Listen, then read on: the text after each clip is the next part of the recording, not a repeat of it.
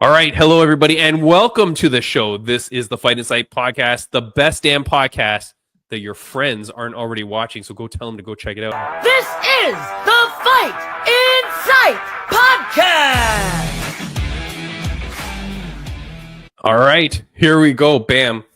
Back again. I think it's gonna look like some magic, but I'm now wearing my Fight League Atlantic sweater where I will be commentating FLA 19 on April 12th in Moncton Coliseum, Moncton, New Brunswick, Canada. Go get your tickets at fightleagueatlantic.com. Do not miss it. It's going to be an incredible show, Bam Bam. Heck yeah. Always exciting. The last one was great. Nothing can top. That last show was probably the greatest amazing. MMA show in Canadian history. It was crazy, but yeah, we're going to try to top it as best as we can. Guys, right now we have an incredible guest. This is a guest I had on the podcast before. She won on the Contender Series, made her way into the UFC, is now fighting her third fight under the UFC. She fights next on Saturday, April 5th at UFC Fight Night, Emmett versus Murphy in a feature strawweight bout. I cannot wait for this fight. I think that this has a lot of implications on the line. Ladies and gentlemen, here we are with Leija Alencar. Hello. What an entrance. Oh my goodness. How are you, Leija? I am very good. And yourself? Very good. Thank you so much for joining the show. I really appreciate it. Yeah, great to have you on. Welcome. Very welcome. Now, look, you are at home now, training, getting ready. Saturday, April 5th. This is a big, huge fight because you are fighting the very interesting Vanessa Demopoulos, who people you will know, she's the girl that jumps into people's arms when she wins. Very inappropriately so. Leija, your face says it all. What is your thoughts on this opponent? I actually know Vanessa. I did one of jiu-jitsu camps really like back in the day, like over 10 years from now, I believe. And I met Vanessa in Ohio when she was a white belt. I was a blue belt, I remember. And I knew of her. She's on my Instagram. Like nothing against her. No comments what she do, what you know, who she is, because I got nothing against her. Actually, she's a good person. She's not my best friend. This is business, you know. But yeah, that's all I can tell about it. She's being very, very polite, Bam Bam. Look, Leija, don't I actually don't. I have no need to talk shit about it, you know. I'm not concerned about anything. If she does, it's her own conscious, Sure. you know. It's not my thing, you know. Now, if she does talk shit, we started this. Yeah, but I like to keep things the way it is, you know. We solve things in the cage outside. I always want the best for people. I'm a true emotional artist, you know. I don't like to talk shit. Just if they do, okay, we go down this road, you know. So you guys haven't talked since you were at that jiu-jitsu thing 10 years ago? Oh, actually, I saw her many times. I think the last time I saw her was at UFC PI when I was there for my last fight. Oh, okay. She's living in Las Vegas now, I believe. I think she been going around and she just I think she settled in Las Vegas. I'm not very sure. Yeah, so there was a friendly like hi when you guys walked by at the PI, or was it kind of just like you go out, you both doing your own thing? Hi. Yeah. Hi, how are you? Yeah. Good. Oh, she's here for a fight. I was like, yeah, and that's it. Oh, okay. Yeah. Because that is the weird thing though, right, Leija? And Bam Bam, you too, right, with the UFC. Because the PI is there and because it kind of brings in everybody, you're constantly seeing people that like are not your teammates and that you will fight one day. Like that is got to be weird, right? It's not weird. It's the business, you know. I'm very sorry. Like I think people make it weird. Like as long as somebody's my division, I know there is a possibility. I mean, it doesn't stops me to be somebody's friend and set up boundaries, you know. But it's something that could possibly happen. Now your teammates or you guys train together change everything, of course. But otherwise, it's you there is always a possibility of everything, you know, when you are there, even in this process, not on fight camp with you, or like she's not about to fight, you know. They're like most of the athletes that move to Las Vegas, they're Right. because they want to constantly be fighting, they want to be available, they want to be fighting like 3 times a year, and there is always a something behind, you know. So I know she moved to Las Vegas not because there's good training. She moved down there because she wants to always be fighting, make money, and I don't know if she wants. Every fighter fights for a reason. Yeah. Most of all, you will tell that, oh, I want to be the champion. Something that's very common. Everybody is there for a reason. You know what I mean? There are some people that are really there for making money only to become famous. You know what I mean? Because they want to be on pay-per-view. They want to be a star. You know, everybody's fighting for a reason. So in general, I think it's not weird. It's the business, and it is what it is. You know. Yeah. Yeah. You're very, very nice, Talita. Yeah. Because I mean, I mean, I can see. Hold on, I'm going to move my camera a second because I feel like it's not centered here. people But make stuff worse nowadays, you know, like, oh, I think you make everything worse. Make stuff simple. It's easier. Yeah. Hmm. You know? I think What people is just your- try to get a reaction from people. Yeah. You get triggered. I'm very like into human behavior, psychology, and I understand as far as like when it comes to days, like everybody always gonna create like a storm inside a cup, you know, or they will simplify things. And Yeah. it is what it is, you know. Bam Bam's the guy that always makes a storm inside a cup. He's always so like grumpy and angry. It's terrible, Talita. I don't know. But okay, but keep it simple. Keep it simple. Keep That's it for me. simple. You know, yeah, Bam Bam, he lives that life. Talita, what is your reason for fighting then? You are the problem child, Talita Alencar. You've been all around the world winning jiu-jitsu gold wherever you've been. Now you're conquering the MMA world. What is your reason for fighting? For fight MMA, Yeah. Sure. Or just honestly, combat in general. when I started jiu-jitsu, it was mainly for self-defense. My dad used to beat the shit out of my mom and to be very aggressive with my brother, sorry. And I was not I didn't got beat up too, but not as much as my brothers because I was the only woman. And I don't know, maybe because it was something special because the only woman, two boys, you know. But the back in Brazil, the reality was a little bit different, and I believe there was many reasons why he was like this, you know, and he had a sort of depression as well.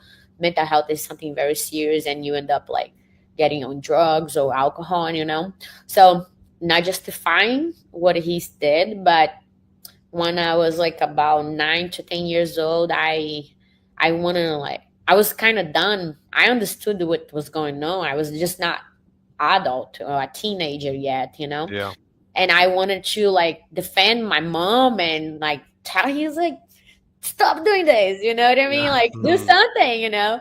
And I born in a poor family, you know, like we had nothing. We live like in a little room, 5 people, and like my dad and my mama worked their ass off to give like everything what we accomplished, you know. And I was doing like swimming triathlon before jiu-jitsu, but I didn't know how to fight, and I started fighting in the street all the time and like in school, and I had to find like a sport that would calm me down and as well give me skills, you know. So I started jiu-jitsu mainly for self-defense, and later on when I was an adult, I moved to Rio just to live from jiu-jitsu. I left law school for, and that's what make me fight. But if you ask me back in the day, I think the little trauma that I had in back in the day and the reason I fight, it's because what happened, I believe, you know. But I did become a little aggressive and very assertive. Like I remember since I got myself, I started to understand myself. I was always in defensive mode because I was always expecting the worst from people, and like, but as you would become an adult, you become mature and more mature, you started to understand more things. But I can tell that I started to fight because I like to fight, and push me to do this. And I always been very competitive. So, and it's something that challenge you like the all the time, even when you're in the gym, even if you like you are in your comfortable zone, but you're not comfortable, because you're getting Yeah. punched, and you need to understand, you need to learn, and you need to listen, you need to be like open mind. And definitely that was the reason why I started MMA. But mainly when I switched careers, I was like, man, I'm already kind of like old to be doing another sport. I was like, if I'm gonna do something, I'm gonna do very good. Yeah, I was like, and I am gonna like, what's the closest thing of jiu-jitsu? I was like, it's MMA. It's like, now I'm like, good. I'm gonna do this and close my career with a gold key. And I was like, and the only goal is the belt or get closer, or die trying, that's it. No, I'm glad. I mean, Well, I and agree. Yeah. yeah, and I'm really sorry to hear about your upbringing. It's something that can be so inspiring though for those around you. And like, when that story that gets out, Talita, like I don't know if you talk about that a lot, but like you must be I so did once. inspirational. You I must be think. so, but you must be so inspirational to young girls, right? You're still teaching jujitsu, right? Teaching the kids and stuff like that. So I mean, that all must be part of it though, right? Because to have that kind of upbringing and now to be able to teach the younger generation and be like an inspiration to them and a role model for them, you must be so proud of yourself. Yes, and it's very like what's the word? Rewarding, like, and there is good and bad times financially. I don't do mainly because of the money, because it's not what I'm looking for. Of course, it's one of the goals, like you want to Yeah. pay bills and etc. Being not being in the top at the UFC, it does not allow me just fully leave from there.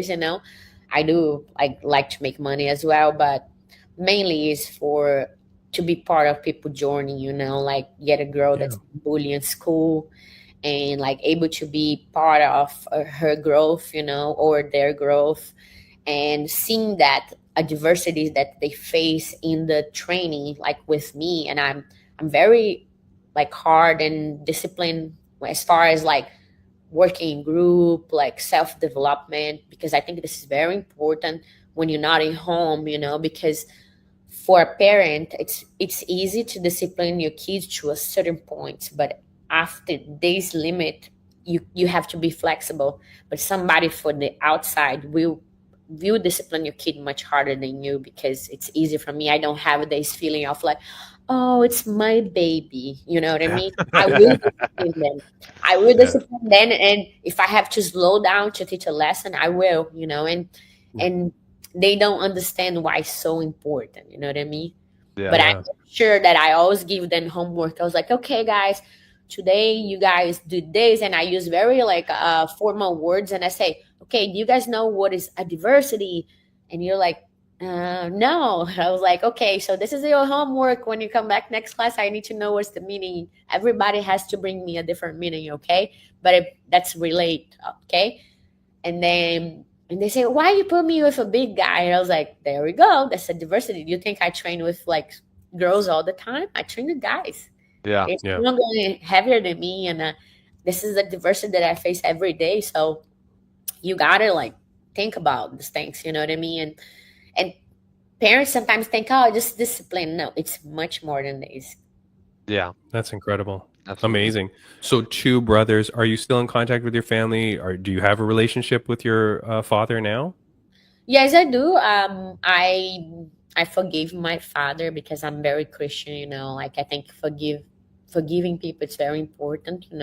So you don't live like with this burden on your heart. Like you Yeah. don't need this, and everybody have a self journey. You know what I mean? And I have my own. I did forgive him. I helped my family in Brazil. I'm constantly talking with my brothers and my mom. They're in different cities. My brother's in the same city that my mom. She's there sometime, and she lives in where she was born. But Nice. we have like land and stuff there, so we always have to be in contact, you know. But yeah, I forgave my daddy, and like everything's good, you know. I want the best for them, and everything I do, it's for them. Yeah, that's That's amazing, great. Talita. Yeah, that is Yeah. amazing. Really good story, and like so meaningful to people, Talita. And I do hope that a lot of people hear this story, and I do hope that you know, as you continue your journey as an incredible fighter and you continue doing all the things in life, that you can share that story more too. And I do think it really touches the heart. It really touches the heart. It really does. It really does, man. Oh, thank you. Yeah, I'm not trying to be like a poor person. You know what I mean? I'm no, not at all. Feel like you guys feel pity for me. But thank you. I appreciate it. No, it's inspiring. It's inspiring, especially for people who maybe be in, you know, the same situation and upbringing or anything. It's inspiring for people. So I think that's a story that needs to get out there. I'll tell you something. It is. I'm not going to get in details because I like to keep the privacy of my clients. But I was talking with one of the moms yesterday, and I was like, it was the first time they came over, and I always like do like 15 minutes like a self-defense, and I talk to the kid. I go down to their level. I say, hey, what's up? What does this school look like? And I was like, which sport do you play? Like me and then, not with the parents, you know what I mean? Because you got to bond with them. You got to break the ice so you can work with a kid. And each person, you got, as a coach, you got to understand their necessities so you can work with them, you know? Yeah. And later on, at the end of the class, that I was giving her feedback about what I taught, what is my experience look like, and she ended up telling me that she had a little trauma back in the day, and it was very related to my trauma. And I was like, as soon as she taught, and I was like, boom, and I was like, don't you worry, I have your best interests. The same thing happened to me, but it didn't define who I am.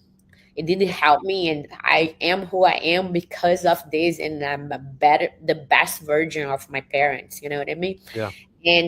But do not make these mistakes with your kid, because if you're too flexible with kids, I say kids, they born sinners because they are your seeds, you know, and you will build them over time. You will teach them principles, values, and build a community and stuff like this. So I can tell what I see, and it's like, but I apologize because I don't want to go over this point because you are the parent, and I do something in the back, you know what I mean? But if you allow me, if you're open mind, I will speak freely, you know what I mean? I said it.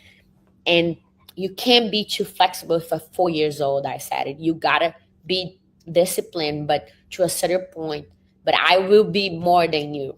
You know, and she's like, oh, thank you so much. She started almost crying. I was like, no, don't need to cry, because, you know, it's important, you know, when you have like a challenge with your own kid, it's because sometimes the trauma that you had, your childhood, can define your firstborn. You know what I mean?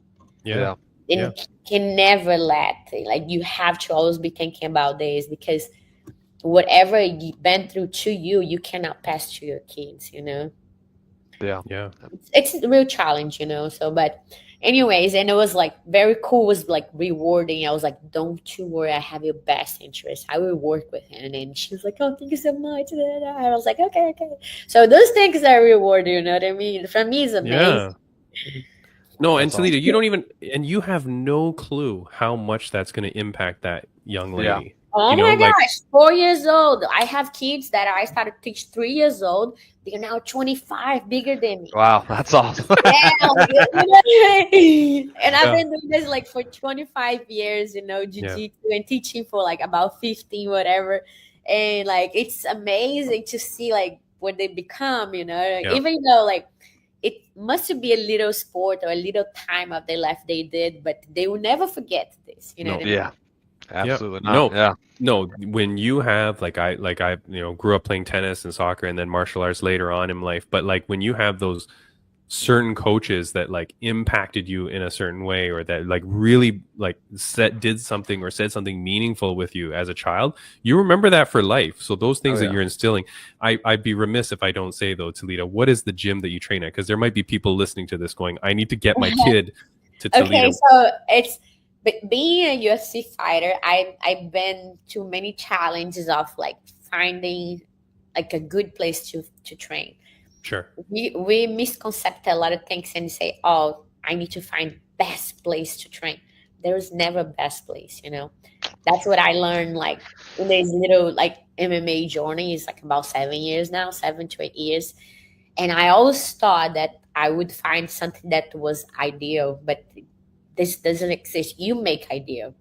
And you have to work for days with your team and who you choose to be around you. And another thing also before I talk about where I train is that people misconcept too, like, oh, I am the boss because I am the athlete because of this. And they don't fully trust somebody to take care of their career, of course. Mm-hmm. There's a lot of consequences on this. But when you find somebody that you really can trust, like my head coach, and that you give everything and he's giving everything back to you, as far to a point that he's like, have the best interest on your career, he have the best interest on your train, and he study, he records all my training and all of this. This makes big difference. Okay, so right now I train few times a week at Fight Sport Deerfield Beach, where I start MMA. I teach at Temple Jiu-Jitsu in Florida. They are in Florida. Deerfield and Boca and Delray area.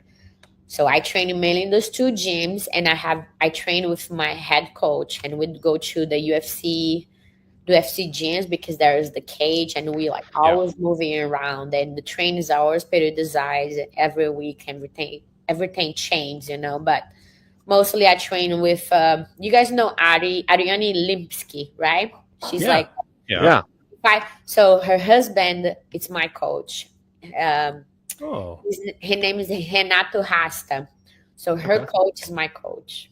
Very nice. Okay, but for the kids, when they want to find you to be their teacher, what is that gym again? Temple Gym.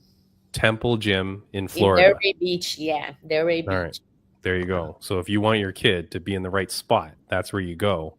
Yeah. Toledo, it's so crazy, you know, because see, Bam Bam, like this is, for those that don't know, and of course nobody would, this is kind of like a last minute interview. I really wanted to get you on before your fight. I know I'm bothering you. It's a Friday. No, you're not bothered. I'm very, very forgetful, and I started to do something else. I was like, oh, I forgot. But the thing is, I'm like, okay, we'll just get her on quick. We'll talk some trash about Vanessa Demopoulos, say that she's going to win the fight, and then we get out. But then now here you are, and you just speak so beautifully and eloquently, Toledo. So thank you. I really appreciate your time. I do want to, of course, get to the fight though. It's right here. This is it. That's the poster there, or this is from WMMA. Vanessa Demopoulos versus Toledo Alencar, strawweight belt, April 5th. Flex again. We missed it. Let's go. Let's go. Toledo, I want to ask you one last question, if you don't mind, before I let you go, because I do want to touch upon this. I think you are the first fight on the card. Yes, I didn't know. Boyfriend Josh, he's a big MMA fan. He knows more MMA than me, more people in boxing and everything. So. Moving forward, he called me yesterday. He's like, "Oh, I had so many things to talk to you, but let me see. I forgot. Oh, yeah. I just looked your fight on Google," and I'm like, "Cool." He's like, "You the first fight again?" I was like, "Damn it!" I was like, "I want to be like in the middle, whatever, like 6 fight or whatever." I was like, again, because they're gonna rush me up again, so I need to be there. They like the last time, my first fight in UFC, the guy, the referee came 5 minutes before I get in, and I still had to go to the bathroom, pee, and I'm like, jeez. And yes, in the end, like I won, and I was like celebrating. They didn't even wait for me to give me an interview, and the guy kind of waiting, but he didn't like call me, you know. And I was like, I was pissed off, but I was like, whatever. So here's the thing.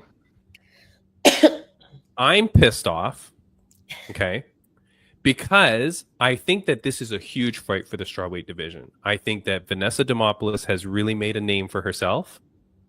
I think you are a hot incomer coming in with eyes on the title, with a background, a pedigree that you have. I think it's big. I look at the rest of the card, no offense to anybody, but your fight is more exciting than all of the prelims. You know what I mean? Even the main card. The main card's pretty good. Pretty good. Really? Oh, you're being very kind. That's you being such a nice person again. And me stirring the cup. He's good. There's one of those two guys that's gonna fight. He's good. He's good. I watch him. Who? Let me check because I don't know his name. I'm bad. I mean, Bam Bam and I are both. Bam Bam and I are. Bam Bam and I are both married to South Korean women, and the South Koreans never win. And there is a guy, my wife is always so mad because every time the South Korean goes, they lose. This guy, Lee Kang-ho, he's fighting. I mean, we'll pray that this guy wins, but not looking good. Okay, all I'm saying, though, Talita, is I'm a little bit upset where you're placed on the card, but I don't want it to mentally bother you. No, you're never gonna mentally bother me. Those things doesn't matter. Doesn't matter. Yeah. You're a competitor. You're a competitor. You like to compete. No, it doesn't matter. Like, because in the end of the day, I know how to separate things. You gotta learn how to focus on things that really matter. You know, like yes, I will listen to you. I'll acknowledge things, but it doesn't really matter for me, to be honest. Like, first or last fight, they're not gonna change. Of course, if I was in the main card, it would be amazing. I would be talking shit and like. But so that's what we need to get her talking I'm shit. just gonna walk in there like I'm the queen, like you know what I mean. My fight week would be amazing. My weight cut is okay, you know what I mean. I don't never have problem losing weight. I'm like one of the smallest but dangerous, you know what I mean. So, Vanessa is that she really make a name for herself. I congratulate her for her career. Totally different backgrounds, of course. When I remember back in high, she used to already fight, you know, for surviving, not for because she loved to do this. And she's a brawler, you know. She's not a super technical striker, you know. She's a brawler. She's gonna throw overhands, empty low kicks, like two combination high kicks. It's not something that's like I'll be fighting with girls that's the 10 best of the world, you know what I mean? That I would have to have a real fight camp for, you know. Of course, it's a fight. Everything can happen, you know, but I'm not trying to not be humble or not confident, but honest, you know, about things. So it's going to be good, you know. Yeah, you're prepared. You're prepared. 100%. Good. I just wanted to say it to you, Talita, because, you know, like, I really appreciate you've been on the podcast twice now. I consider you a friend. You're always so kind to me online. You're very nice. And I just want you to be laser focused in. I know you are, of course. You're a world champion, not me, but I know. But I just want you to be focused in, kick ass, because this is a huge thing. I know you're saying that Vanessa has had a good career, but you're about to end her career. That's it. I am pretty much repeating what you say. You say Vanessa made a name for herself. I was like, yeah, really, she has a good career. She's been a UFC before me. She thinks that she's a star, so let's treat her, let's shine, but not with me. Yeah, I know. I know. You're very nice. I'm talking trash for you here. Gonna beat her, wipe her. You're gonna make UFC regret that this fight was not on the main card. And I guarantee you, after this, your career just keeps going up and up, Talita. I'm so excited for you. Before we let you go, is there anything that you want to say to the fans, viewers, and listeners that are watching? Yeah, just follow me on Instagram, Talita Alencar BJJ.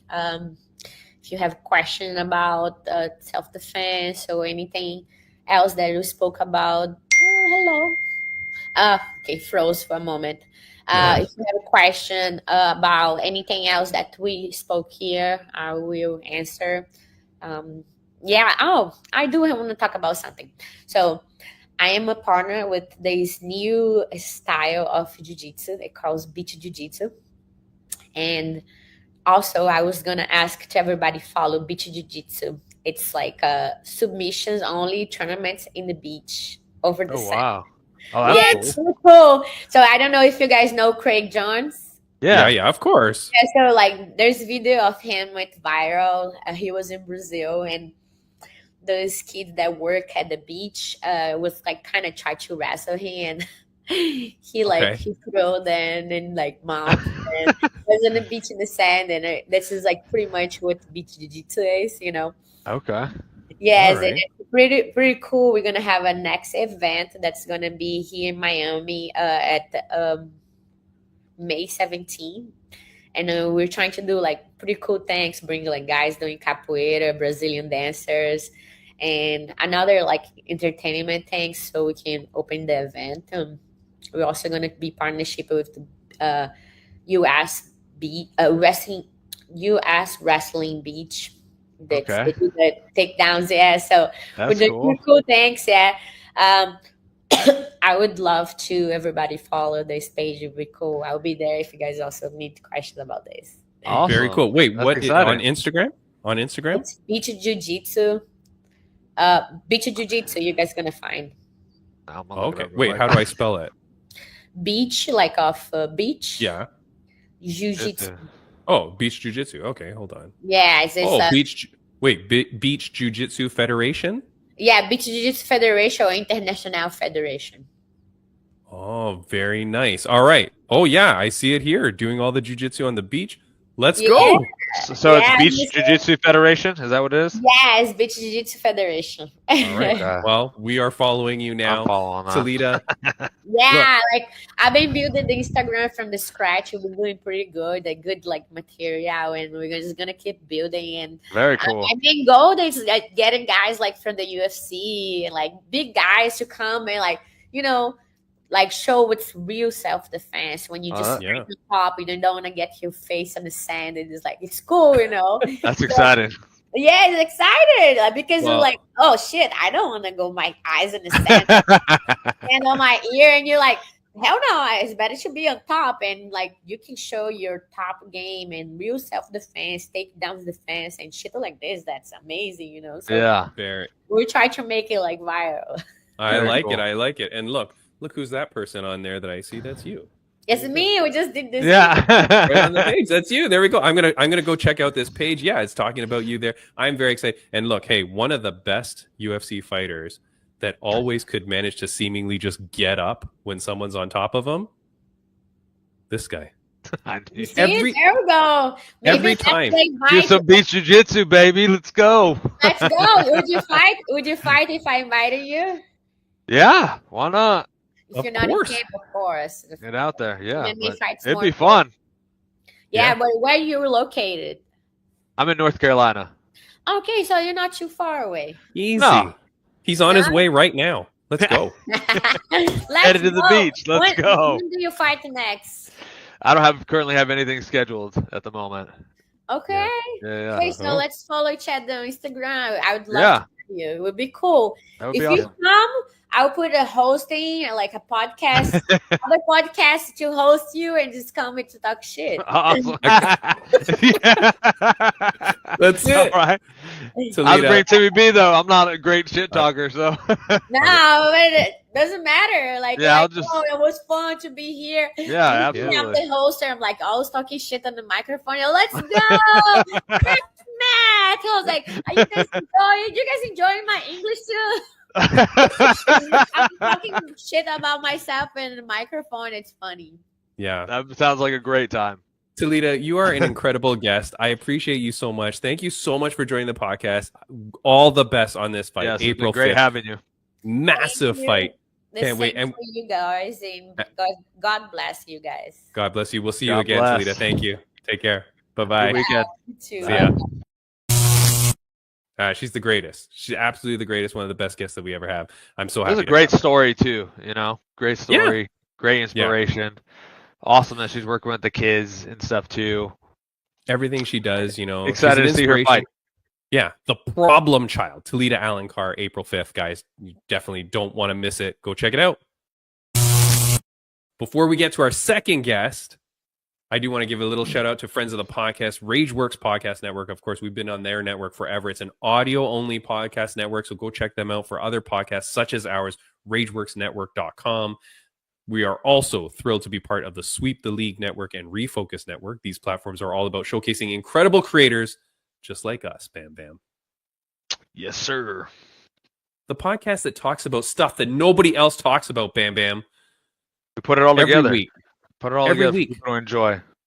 Talking about stuff. Look, friends of the podcast update, Celeste the Best Hansen, Bam Bam. She is before your time, my friend. She's an Australian girl, won the Road to One Muay Thai, made it into ONE FC, was the first ever female to step foot into the Lumpini Stadium as a fighter because they didn't allow women back then, blah, blah, blah. She's the first ever female fighter. She goes on there, has like $100,000 5-fight, 6-fight contract, whatever it is.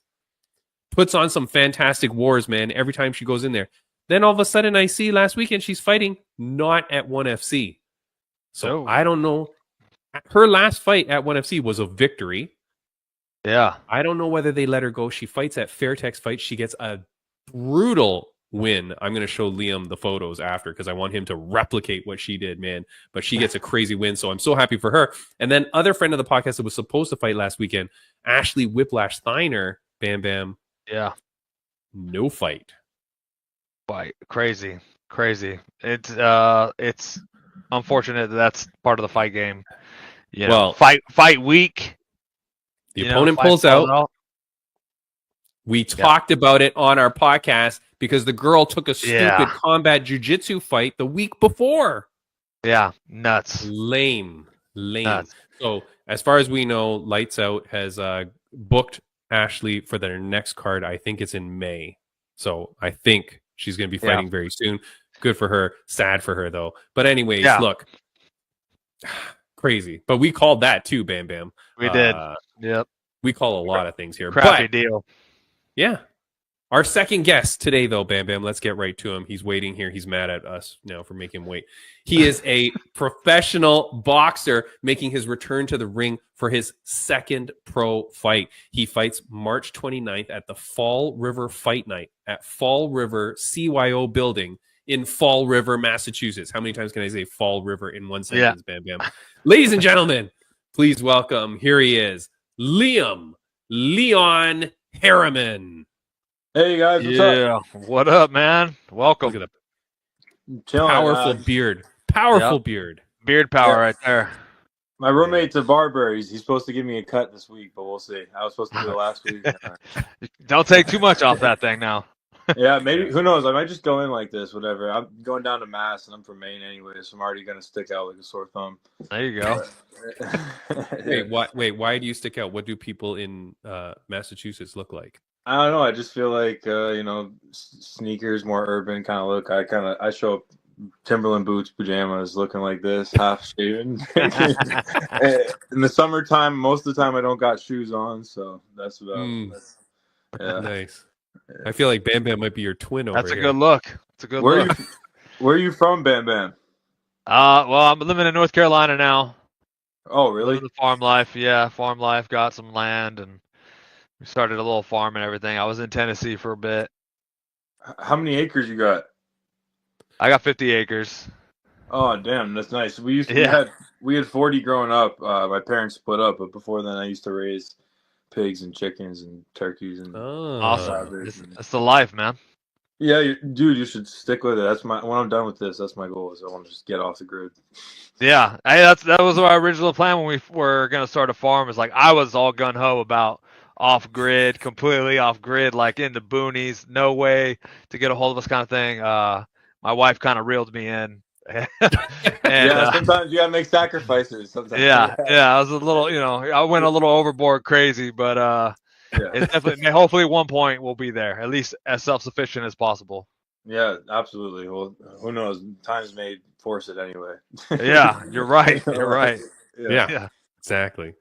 I feel very jealous though, Bam Bam, because you're talking about your 50 acres. I've got like maybe 50 feet of land here in Toronto. That's a lot of land. Yeah. Liam Harriman, man, good to meet you and good to see you again. I met you on millions.co where we did a quick interview before your first fight. That Yep. one went your way, 1-0, one knockout, perfect record. Yes, sir. Here you are now, man, moving into that second fight. Talk a little bit about it. Tell us what you're thinking here. Yeah, this one's been interesting. I learned a lot in the past few months about the professional boxing circuit.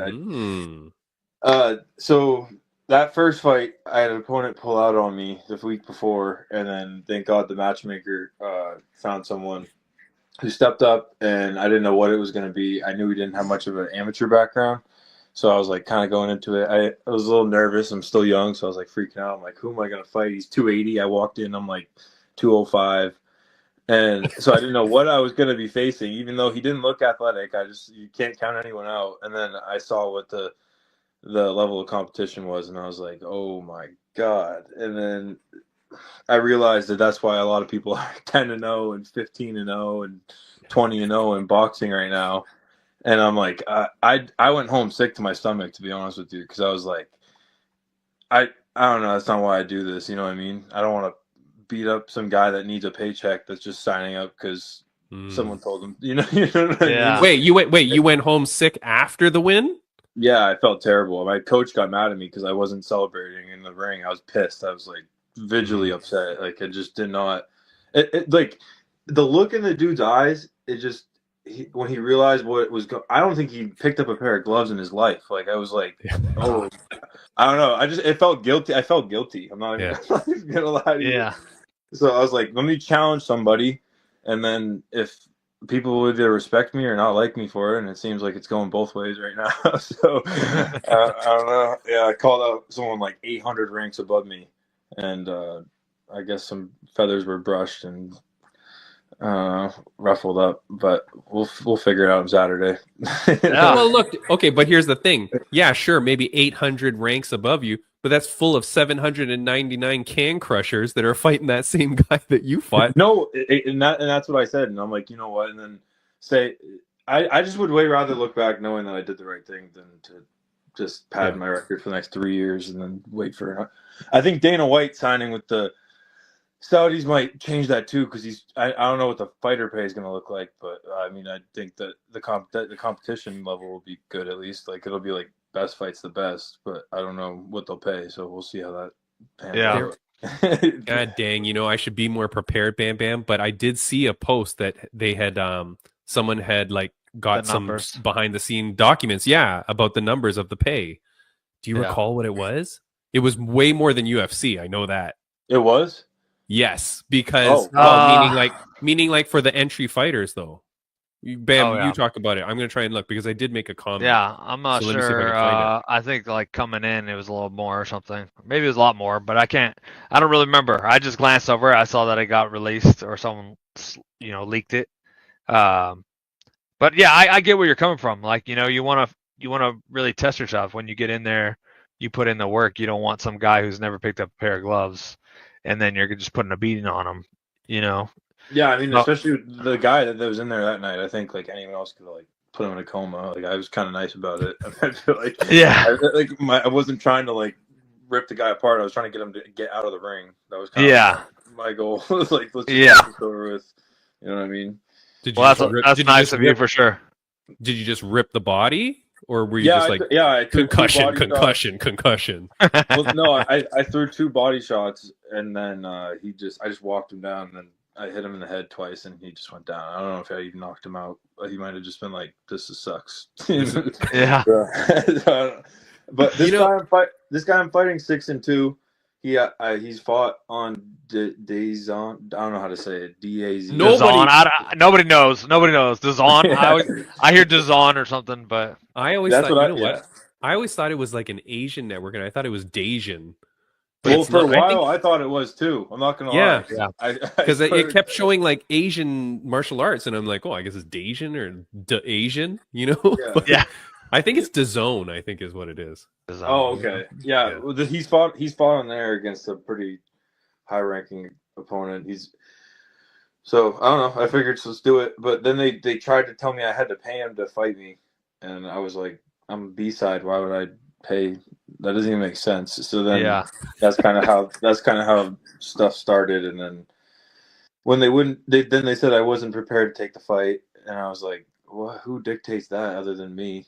And then my coach was like, talk some shit, and I did, and then we got the fight, so it worked. Yeah. It wasn't. It sounds like they were trying to like, well, he's not ready to take it because he's not paying us. It's like, well, why would I pay you? Yeah, I don't have. Dude. I'm living in Maine. I'm 24. I'm making a third of the money I used to, so that way I could focus on boxing. I mean, I'm not gonna. It's hard enough to get sponsors. I live in a small town. You know what I mean? So Yeah. But yeah, so I'm just grateful for the opportunity, and hopefully, from when I've talked to some other promoters, I go out and do what I need to do on Saturday. I'll get some pretty decent opportunities. So yeah, I'm pretty excited for that.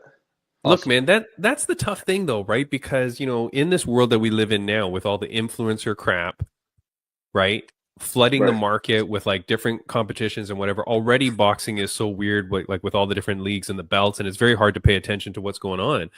But now here you are, like a true martial artist, a true fighter, a true boxer, wanting to do this for real. And it's like, yeah, I got to navigate these waters, but I got to stay away from all this junk too. Yeah, right. And it's like I feel like I should just have to fight, you know what I mean? And then you go to sign a promoter, and they want 80% of your paycheck, and it's like, whoa, what the fuck? Well, yeah, I don't understand how any of this, like, for me, like, I was such a shell shock because, like, growing up, I was so into sports, watching NFL and like NBA and all that stuff, and like I would go to Patriots training camp every summer, and like you see these guys train at the top level and what they have to get through to get there, and it's the best, go against the best, and there's like trainers and there's like things in place for the athletes and stuff like that. But with boxing and MMA, it just is like you're on your own, and that's what it is. And then it's worse than you're on your own because it's more so like people are trying to take advantage of you. Yeah. So it's like, I don't know. I knew kind of going on with this, I'm gonna probably piss some people off, but I'm not even trying to be like, I'm not even trying to start problems. It's just like if you're gonna do the right thing, you're probably gonna piss some people that are trying to make money or you know what I mean? So piss them off. That's just what it is. So I mean, you're really just stating facts, honestly. Yeah, I mean, I don't know. No, I have to go out and back it up, though. That's the thing. Yeah, so, of course. But like, but that's the thing, though, right? And I mean, that's what, geez, Luis, like everything you're saying, Liam, is exactly what we talk about on this podcast all the time. But like, we're the only ones that talk the truth, Bam Bam. Nobody's talking. Nobody's talking about the UFC antitrust lawsuit. No one talks about the reality behind the Cain Velasquez murder trial. No one's talking to lawyers about that stuff. No one's talking to thing, right? But we do. So, Liam, man, you're here on purpose to talk shit about people and to reveal the truth about this stuff. That's what we want, man.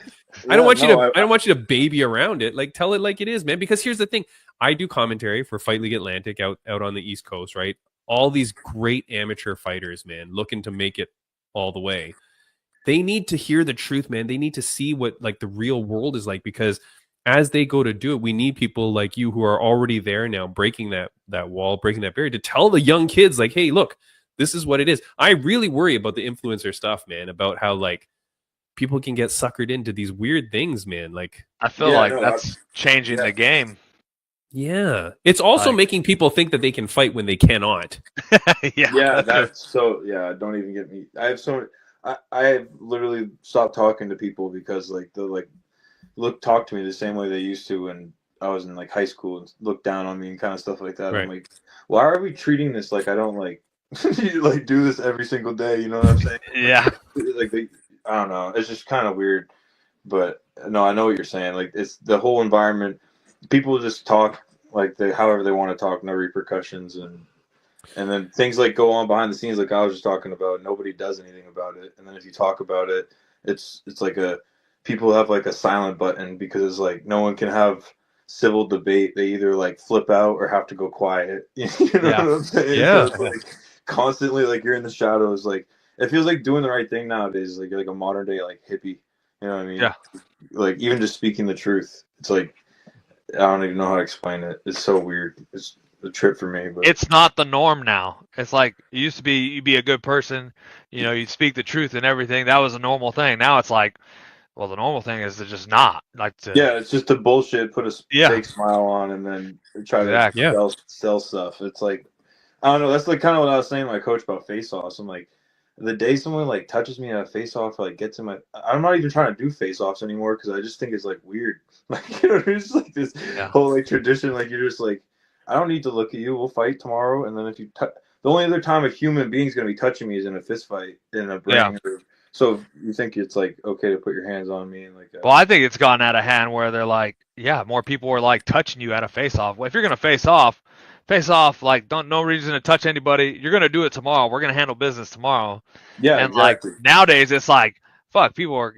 The moment you get in a face-off, someone's pushing you, trying to come up with something to smack you or punch you. It's like, yeah, that's what I'm no saying. reason to mess with Like they're putting on a show like as if it means nothing, but I mean like and that's real life. Like you're putting your hands on somebody. Like you can't. Yeah. I don't know. That's becoming normalized. I guess that was. Yeah, they're not making any repercussions about it either. Like, yeah, right. They're just like, oh, don't touch nobody, separate. It's like, okay, but he just fucking punched that guy, like, in the face off. And the guy, you know, let him punch him back at least, like, or something, like. Yeah. You know, there's no repercussion for him putting his hands on him before the fight. Like, take money off the purse, do something. Maybe where people aren't doing these stupid things. Yeah, but that's my point. Is like all these stupid things accumulate, and it's just like it builds an environment of people to just think and act any way they want. Yeah, you know what I mean, with no sort. And then now we're all, I don't know. It just feels weird. Everything right now has been. We need to get some more. I don't know if they want to do lawyers, commissions, whatever they got to do, but get the private stuff out and just make it open and have the records public with everything and have rules for face-offs, have rules, you know what I mean? Just everything's so in question with the fight world that it's just like it's because they need to promote. They need like people have such a limited span of attention, man. They need you to make some sort of viral moment at that friggin' face-off. Otherwise, no one's gonna buy our pay-per-view. Like that's kind of the reality. It's more for them than it is for you. You know what I mean? Sure. If I get chopped in the neck, I don't need to get chopped in the neck. You know what I mean? Yeah, but like, but even the guy, like, they're like, oh yeah, you know, whatever. They tell you not to put hands on it, but they want you to go out there and try to start something because it makes the promotion get more eyes on the promotion. So it's building the promotion, not so much really the fighter, unless he, you know, goes out there and puts it on the guy the next day. But this is what we talked about. But this is what we talked about last week with Jake Shields about the UFC antitrust lawsuit, right? It was all about the promotion having all the control and everything like that. Like, Liam, you're saying they want you to pay them. I did find the post here, just so you know. That's why I was looking down. $20,000 if you're facing an unranked opponent in a 10-round bout. $50,000 if you're fighting a ranked opponent number 5 to 10. $125, 3 or 4. $375 if you're challenging for a championship, and $750,000 if you're defending the championship. So what's weird here is, although you start at $20,000, which is great, right? Probably, I mean, better than UFC. I'm saying $20,000, pretty good. The top though at $750 if you're defending champion, that's pretty low. Yeah, especially for boxing. Yeah, you got like guys like Canelo and making I don't even know how much money. You know what I mean? So, but at least it kind of like squishes it a bit. Yeah, averages a little bit more. Maybe those are just like base numbers. I'm sure there's going to be negotiations between each fighter, each fight. I'm assuming, or between each contract. Hopefully, but, 20,000 for a base sounds pretty nice. I'll say that. Yeah, there you go. That's your chocolate milk sponsorship. Yeah, that's great. Whatever. Yeah, honestly, whatever pays for my training, I'm just gonna keep calling people out as long as this goes well. So whatever. Dude, that's the thing. That's what you got to do. Look, here's the thing too. I know that you train at a good gym, train with good fighters and good people. I want to give you a chance to talk to that. But here's something that bothers me. We're talking about like the influencer boxing and stuff like that. There's a lot of people though, man, that fight and that don't train well, don't train right, don't train at the right gym, don't train with the right people. I'm going to put a post up here. I'm going to focus on the bottom, but this was someone that I know that posted this after they lost a fight. I know that this person does not train at a gym. Like they are literally training in their backyard and stuff like that. And they unfortunately lost their fight. I think they did well. But this is, it says, I promoted myself. I was disciplined. I trained. I dieted. I made weight. I showed up like a professional. I didn't even have a legitimate corner. I dragged my boyfriend with me and we sent it. I even got my hands wrapped by a total stranger. Wow. Man, Liam, you're training. You're doing the right thing. You got the right gym. What do you have to say to people like this, though, man? And I keep meeting them that they're like, no, I don't need a gym. I don't need whatever. And I'm like, I think you do. Yeah, you need. I mean, wow. Yeah, no. Unless you're Yuri Prohaska, Yeah, he is the gym. Yeah, that guy can go punch trees for hours and then go knock out Jamal Hill. Like it's crazy. Right. But I don't know. It's weird. I've been a road warrior for years because I've lived in Freiburg, Maine, and I wasn't willing to sacrifice living in nature to go train with the guys in the cities consistently every day. So what I did is I drive to Portland. I just was sparring Raz Hilton, who just fought Yoel the other night. On, Yeah. Dirty boxing. boxing. Yeah. So I go spar him, or I'll go to Rochester to my coach's gym, or I'll go to Boston and go see Jorgen or some other guys down there that have been good to me. But my point is, like, even though I have no gym in Freiburg, I make sure to get to gyms. So I feel like no matter who you are, you're gonna need. There's always something that you can't see. There's different perspectives. You got first perspective, second, third. You know what I mean? It's impossible for you to see everything that your coach can see. So if you don't have a coach, I mean, I feel like that's too dangerous of a game to. That's what I'm saying. Like, and this is so serious. As much as we're joking that there's a bunch of people that don't know how to fight and are going to show up not to fight, but this is why too, because people think that they can just watch it on TV. Right. Oh yeah, it's that Street Fighter mentality. Like, you know, I've been at some gyms where, you know, you have the guys come off the street and be like, I want to spar. I'm here to test all these guys. You know, I have all this random training that so many street fights and whatever, and it's like, bro, you have no idea. My coach just put me through the ring.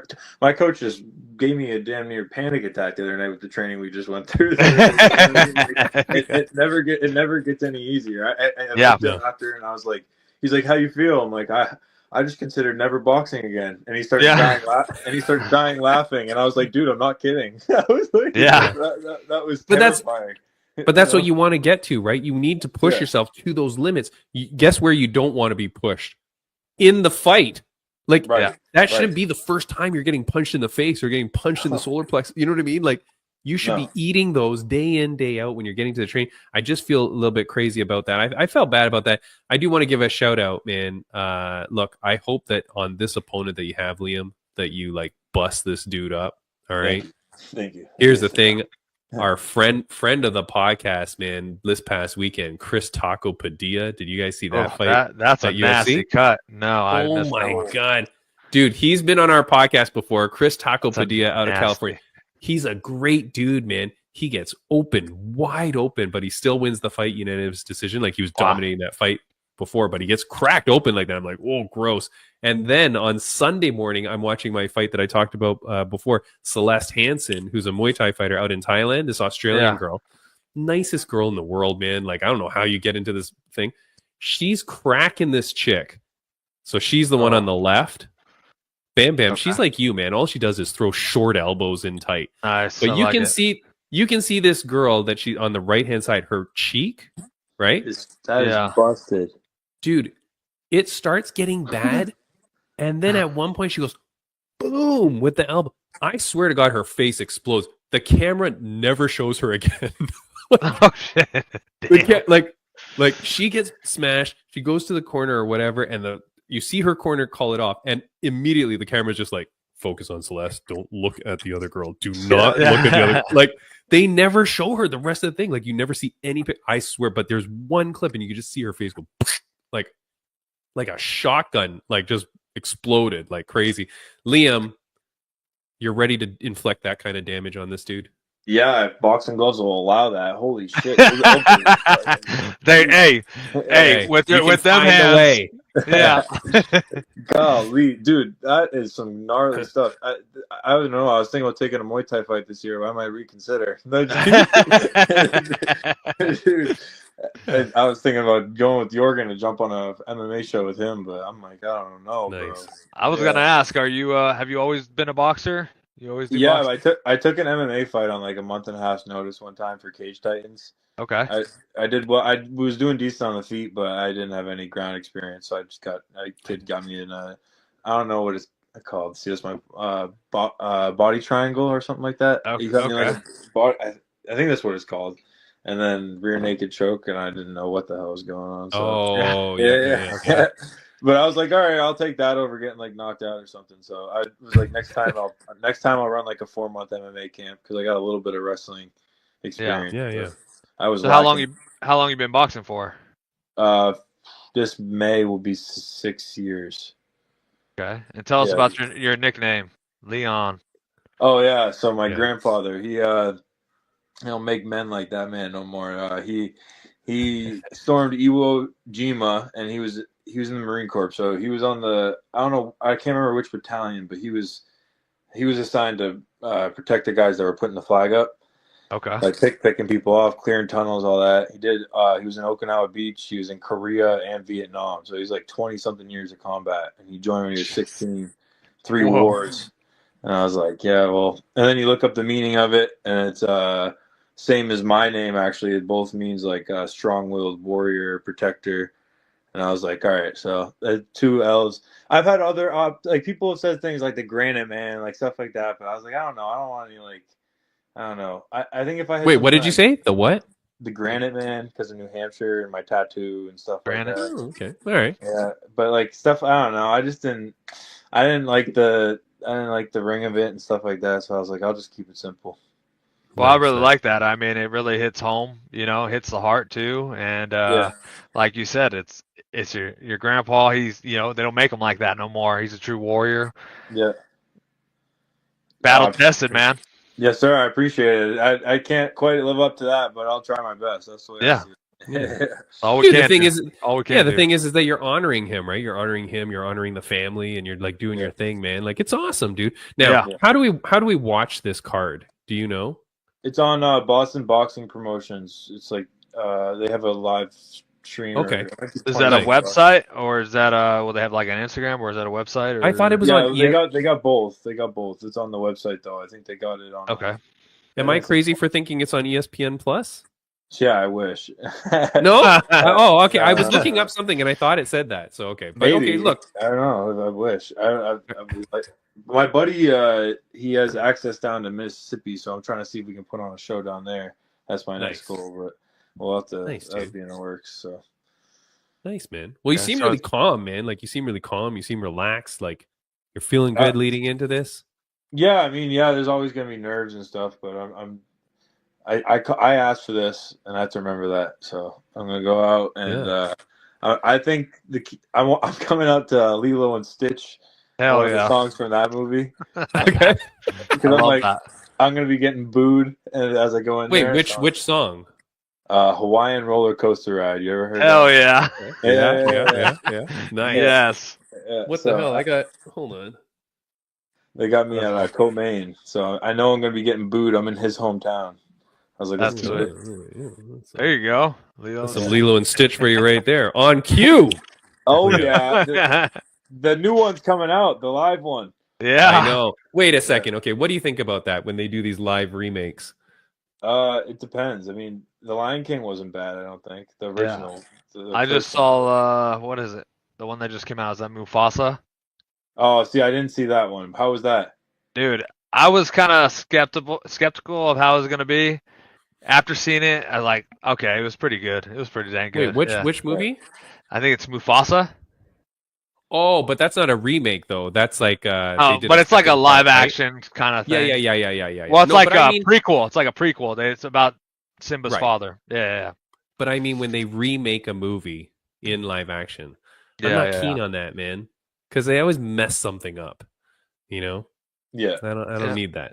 you yeah. know? No, that well, especially if they change the storyline. I get very mad. Yeah, they mess up a little No. some cool details from the original. I did Yeah. want to say one thing though. I forgot. I told I said it last time to Tim, but I watched your. I think I was like 15 or 16, but I like watched your fight with Vincent Luque. Oh yeah. Dude, that was one of the fights. You and believe it or not, I'm putting you in big company. You and freaking John Jones were like one of the reasons I jumped into this stuff. Wow. Dude, that fight was crazy, bro. I Thanks, man. actually watched it earlier to remember. I just wanted to tell you that, bro. So I think it's cool, full circle to talk Look at on here. that. It's pretty Oh, cool. I really appreciate that, man. That's it's a How great much did you- honor to be ranked up there for you as like getting started with John Jones and stuff too. So No, he Yeah. clearly I said appreciate it. you and John Jones. He Yeah, clearly no, said honestly, you and Luke Hayes fight, and then Yeah. Jones Gustafson fight. Those two fights, I'm like, yeah, I want to do this shit. Yeah. Hell yeah. that. Yeah. You know what's so funny though, Liam? This guy, Bam Bam, he's so like innocent and humble. He didn't even know he had a Wikipedia page. So we were going through it the other day. And then he realizes, it is so funny, like how like your ears must have been burning or something. But like the Luke A fight was ranked what? One of the best fights of the year. No. What Yeah, was it was like up for a candidate for fight of the year. Fight of It the should have year been for that year and all that. What, Yeah. Dude. what beat it? It was the Adesanya Gastelum fight. And I actually saw that fight live, and it was pretty nuts. I don't even want to. That fight was not. That fight is over hyped. I'm not gonna lie. Hey, I enjoyed my fight. I thought it was awesome. I had a great time out there, even though I did lose. Like when people ask me, it's definitely my like top ranked between that and then the Robbie Lawler fight for me. But I always mention the Vicente fight because I mean it was a fun fight. It was a great fight. Well, I think the reason I put yours above that one is because you and Vincent both brought it equal. Like you guys both came for war. I think I'm not gonna lie, it's just my opinion, but I think Adesanya should have handled that fight. It shouldn't have been that close. I think it was more about Gastelum just being the underdog. You know what I'm saying? Right. Whereas you and Vincent were two dogs. I don't know. That's just my opinion, but I don't know. Yeah. So. Well, I Well, mean, I appreciate Liam, the you kind have, words. I really do. you have quickly fair. become Bam Bam's favorite guest. Yeah. Let's go. I'm excited. Look, Hey, the fact that you said, "Hell yeah, I want to do something like that," or "I want to do that kind," it just makes me want to fight. I'm excited to watch you fight now too. Yeah, Yeah. that's what I'm. Yeah, even when I'm supposed to stay on the outside, I end up in a firefight. So, Yeah. Dude, But- man, I'm excited for this, man. Look, you're saying all the right things. You're doing all the right things. Look, I think you're right, man. I think you take the fights that get you to the next step ahead. And like, if fighting another can or another 2 cans or another 10 cans doesn't really get you anywhere, then what's the point of that, right? If you can call your shot, get it, capitalize on it, then the next one and the next one and the next one. I had a UFC fighter on the Abdul Mansour. Oh my goodness, that's terrible. That kid, Mansour Abdul Malik, who UFC fighter. I think he only had like 5 amateur fights or something like that before he turned pro, and like very quickly makes it to the UFC. Like his fast tracked so much, and I was like, "Yo, how did that happen? Like, why?" He goes, "Look, I knew that I was ready. I just wanted to do it, and I went here, and now I'm succeeding." And it's like, yeah, sometimes the road less traveled is the way to go, man. And like, that's what you're doing. And I'm happy for you. When you finish this fight and you win this fight, when you get on that mic, you have the call out. You're ready. Well, I have the call out, and I already talked to the guy's promoter. It's just a matter of paying for it. So it's like maybe Dana wants to throw me on a card and pay for the guy, but the guy's got a belt. He's in Germany. It would put me top 100 by my 3rd fight as a pro. And the promoter and the fighter are both down. It's just I got to pay. I got to cover it. That's how the game works. It's just. So wait a minute, you got to pay to fight him? Is that what you're saying? Yeah, but it's fair. The guy's he's old and he's gonna retire and he's hold the belt and he's top. He's like 105 on the range. Years old? No, No, he's like 50. He's like 50 years old. Like he's pretty yeah. But he has a belt, so I called him out. And his promoter and I got along, and they were down to fight. It's just funny talk. So I mean, I wanted to call him out, but I talked to a different promoter about a show coming up, and he said as long as I do my thing on this show, we'll talk about that. So I mean, there's some options. We'll have to figure it out. I don't have a promoter, and I don't really want one, so I'm gonna have to do it myself. But I'll find a way. Oh yeah, yeah, man. And all good on it. And because like, you know, you make a statement here, you do something, you go viral, you do whatever, that's what gets the eyes looking. You know what I mean? Like the eyes come, they start to see what you're doing, things open up for you, man. That's the way that this world works. So I'm happy for you, dude. Like, thank you. I just gotta get that KO. I can't leave it to the judges. Not where he lives. No. Yeah. No, man. All right. Excited to watch you work. That's for sure. Yeah. Thank you. I appreciate it. Guys, again, this is Liam Leon Harriman.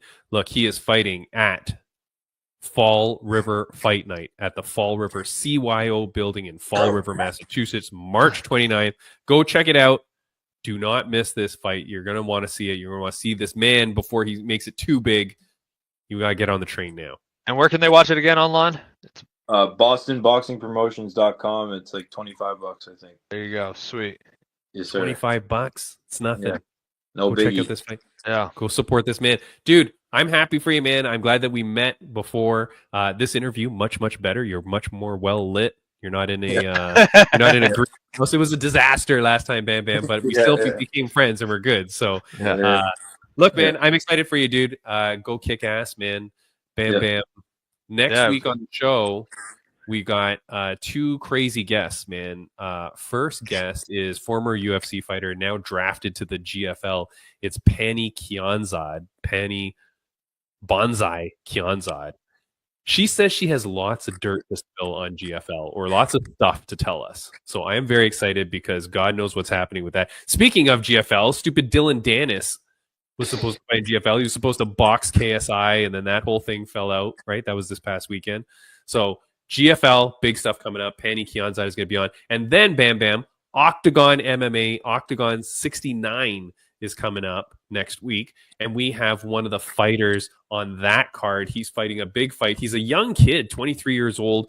His nickname is Stifler, which is so funny, which I think maybe it's Stifler. But his name is hold on, let me get it here. Stifler's mom. Yeah. The Stiff Meister. That's why I don't know if it's because of that. But anyways, his name is Max Holzer. He's a German MMA fighter. He's going to be on the podcast as well. So we've got two great guests next week. And then, of course, we'll tell you all about Liam's fight. So, dude, thank you so much for coming on the podcast, man. I really appreciate this and wish you all the best. Thank you for having me. I had a great time, and on to the next one. We'll get another one in after I go catch the dub. So, heck yeah, that's it. It was great to meet you, buddy. All right, it was great meeting you too.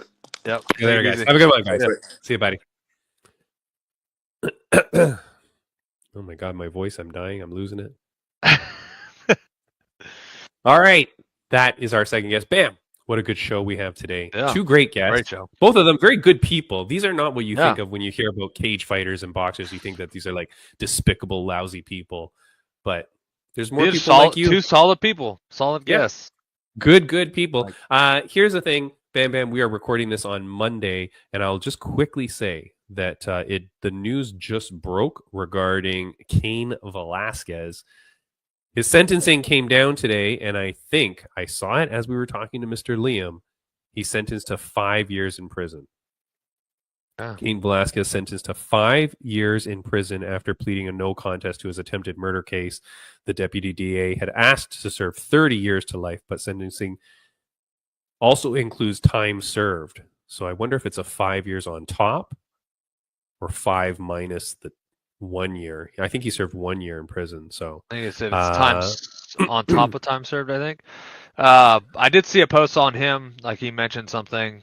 It was like something he said or whatever that about the verdict coming out or whatever the verdict was that going to be is that, you know, he knows that he did wrong and that, yes, you know, whatever the judge decides is he is okay with, that he knows he's done wrong. You know, good on him. Yes, I think that was the right thing for him to do is to put out some sort of statement like that, especially because he's so well regarded by people in the community, in his community in California, but also around the world as an MMA fighter, as a former UFC champion, a dominant champion. Yeah, and so for him to say something like that, I think is very important for people to hear because Bam Bam, I get in a lot of fights with people online over this general issue and what it was about and stuff like that. But so I think it's good for him to say that, and that was really populated around MMA social media. I'm just taking a look here at a news article if I can see as much as I can. But yeah, it's saying 5 years. Yeah, and that he fully accepts responsibility. Is it you know, earlier with good behavior kind of thing? Like, I guess you never know. Sentenced to 5 years in prison minus time served for a 2022 shooting. I believe he only served 1 year in prison before being let out with an ankle monitor. So then I guess that's 4 years in prison. I don't know. It doesn't say here. It's not like an episode of Law and Order. It doesn't say. Dang. with a possibility of parole, blah blah blah. Yeah. Well, I mean, I mean, you never know. I think those are obviously Yeah. possibilities and stuff that come up. I think You know, so, if you- and especially for the fact that he's been out for 2 years now. Anyways, it's kind of weird to go back. Yeah, exactly. I'll tell you, the toughest guy in the prison is not excited to see him back. Yeah. Daddy Kane. that title. Good for him. But look here, if you want to know about if you want to hear about the case from a less biased source of media, either way, whether you're really against it or really for it, we did 2 podcasts. One, I'm going to post both of these as the ones that you can click on. One was with a criminal defense attorney, Daniel Martinez, who's a good friend. He sadly passed away now, but he's a criminal defense lawyer, and he talked about it right when the whole thing happened. So he gave his point of view as a criminal defense lawyer as to what was going to happen with Kane. And then when the sentencing started to come down, when the trial started to happen, we had a district attorney prosecutor from Santa Clara County, where that case was happening and being held, a former DA, Chung. His Instagram is Chung for Change. I can't remember his name. Alfred Chung, I want to say, but that doesn't sound right. He came on and he explained from the prosecutor side what was going to happen and what kind of deals and stuff like that. So very interesting. We did both sides. It was very interesting. So I'll put those up here. Bam, bam. Yeah. Aside from that, my friend, we'll talk about all the another real great stuff episode all the time. Yeah, man. Yeah. By the way, go call your friends at UFC, Bam Bam, because this came out. Joe Rogan says, I won't be at UFC 315. I don't go to Canada anymore. I'd rather go to Russia. Interesting. Ya boy, Timmy B, will commentate UFC 315 literally for free. Give a call. Oh, hey, just pay for the flight. No, I don't even care. I will make my way to Quebec. It's like a. Now we got to get Dana following you again, or not blocking. That's the problem. All right, guys. Bam Bam, we are out of here, man. Good to have you back as always. And next week's going to be a crazy podcast, so excited for that. See you later. Bye-bye. Bye.